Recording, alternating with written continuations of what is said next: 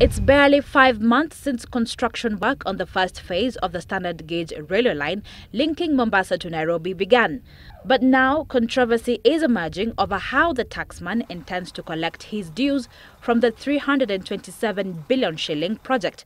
This is following the Kenya Revenue Authority's announcement that the project's contractor, China Road and Bridge Corporation, will be exempted from paying taxes on all imported supplies. Generally, projects that are funded by external financiers have a clause that prohibits the use of that money for the payment of local taxes. And it makes a lot of sense because the external financier would want to see their money going into funding the project.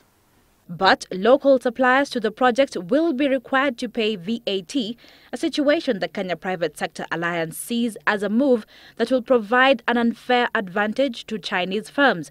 This is despite the government having given an assurance that 40% of the project supplies will be reserved for local firms. It makes us entirely uncompetitive and supports Chinese manufacturing more than local manufacturing and services.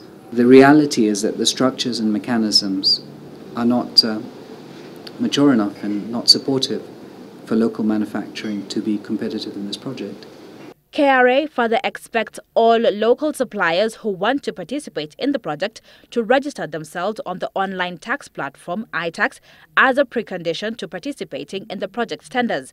At the same time, all local supplies, including cement, electricity, cables, sand, steel and vehicles, are to be approved by China Road and Bridge Corporation.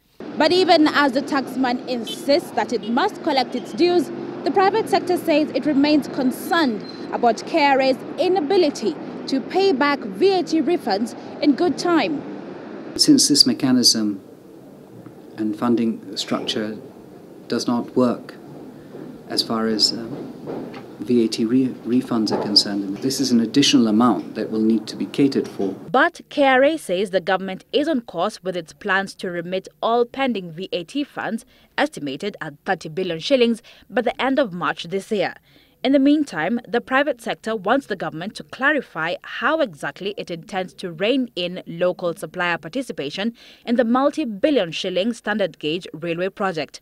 Bella Genga, Citizen Business Center.